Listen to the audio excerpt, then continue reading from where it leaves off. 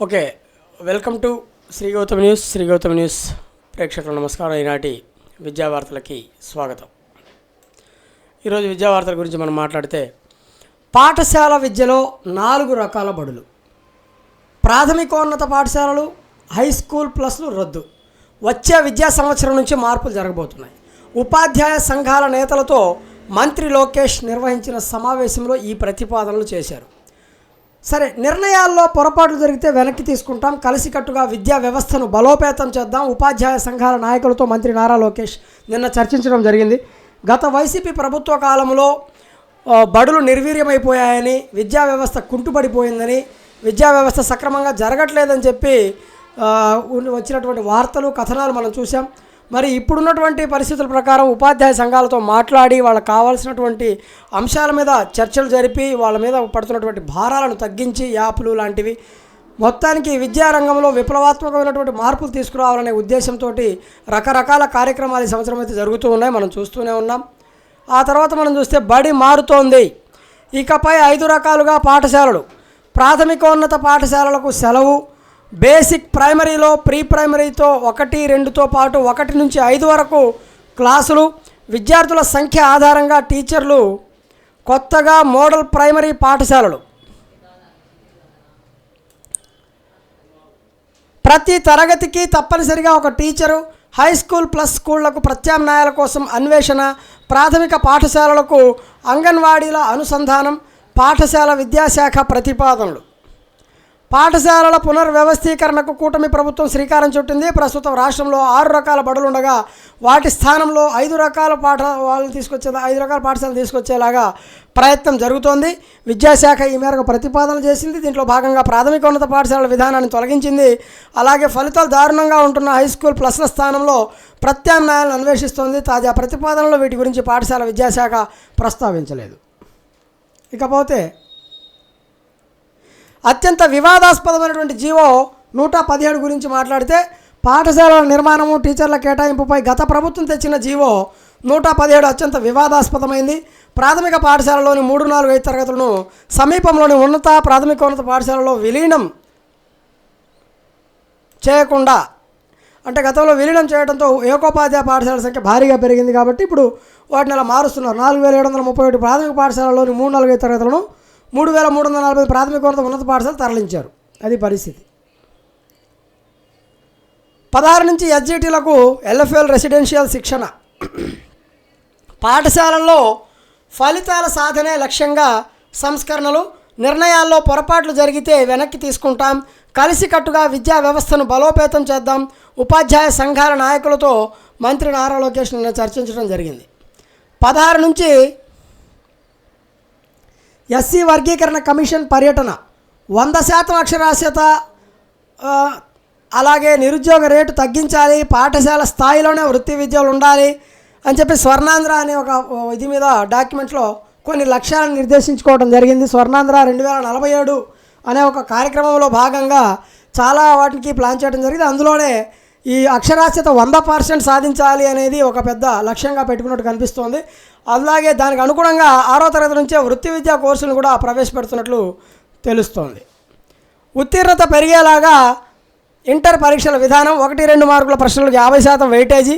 వచ్చే విద్యా సంవత్సరం నుంచి ఫస్ట్ ఇయర్ సిలబస్ మార్పు. 100% ఉత్తీర్ణతకు సంకల్పం. నేడు జూనియర్ కళాశాలలకు సెలవు, మధ్యంతర భృతి ప్రకటించాలి.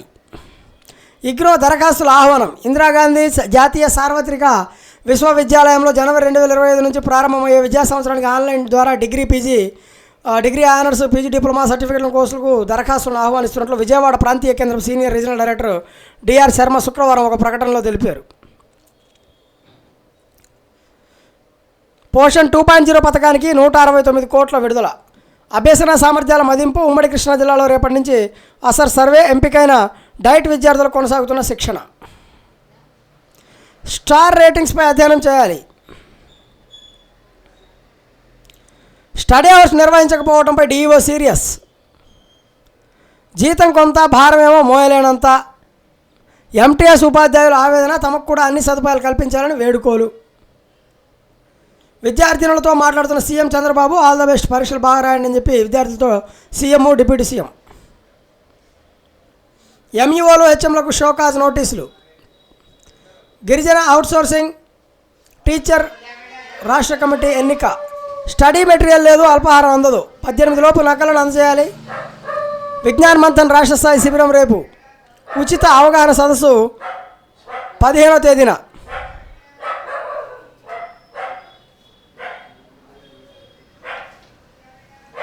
పొంచి ఉన్న అల్పపీడనం 5 ఆర్థిక కేంద్రాలు. ఏపీలో 61 లక్షల కుటుంబాలకు ఆయుష్మాన్ భారత్ లబ్ధి. కేంద్ర మంత్రి అనుప్రియ పటేల్ వెల్లడి.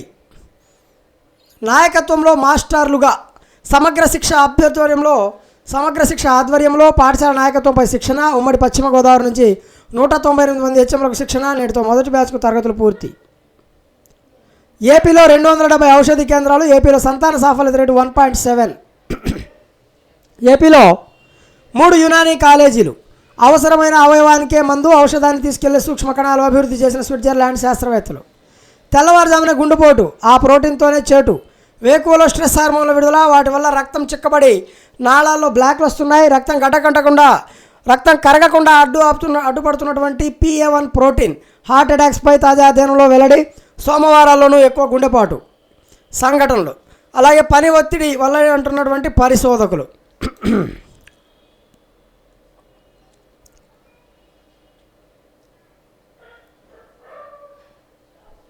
ఆ చంద్రుడిపై 400 అగ్నిపర్వతాలు, నిరంతర విస్ఫోటనాలు, అనుక్షణం దాని ఉపరితలం నిప్పుల కుంపటే. గురుగ్రామ్ చంద్రుడు IO ప్రత్యేకత. జునో పరిశోధనలో వెల్లడి. దిగొచ్చిన బంగారం తులంపై 1400 తగ్గిన ధర. రాజ్యసభకు 3 ఏకగ్రీవం. సానా సతీష్, బీదా మస్తాన్ రావు, ఆర్ కృష్ణయ్య. క్రీమ్ లాంటి వ్యాక్సిన్, సూది ఉండదు, నొప్పి తెలియదు, చర్మం పైన రాసుకుంటే చాలు. దీన్ని అభివృద్ధి చేసిన అమెరికా శాస్త్రవేత్తలు. గిరిజన టీచర్ల వేతనాలు పెంపడని చంద్రబాబుకు CPM లేఖ. ఇవి నాటి విద్యా వార్తలు. చూస్తున్నానండి శ్రీ గౌతమి న్యూస్ సంబంధించి విద్యా వార్తలకి, అలాగే మరిన్ని మిగతా వార్తలు కూడా మీరు చూడొచ్చు. శ్రీ గౌతమి న్యూస్ సబ్స్క్రిప్షన్స్ పెంచే కార్యక్రమం జరుగుతుంది. శ్రీ గౌతమి విద్యార్థులందరూ, అలాగే శ్రీ గౌతమి అభిమానులందరూ, పూర్వ విద్యార్థులందరూ ఛానల్ని సబ్స్క్రైబ్ చేయాల్సిందిగా కోరుచున్నాం. సబ్స్క్రైబ్ చేయండి, సపోర్ట్ చేయండి. అలాగే ఏవైనా కార్యక్రమాలు కొత్తగా కావాలి అనుకుంటే వాటి గురించి మా కామెంట్ బాక్స్లో కామెంట్ చేయండి. తప్పకుండా కావాల్సినటువంటి ఇన్ఫర్మేషన్ అందించే ప్రయత్నం చేస్తాం. Thanks for watching.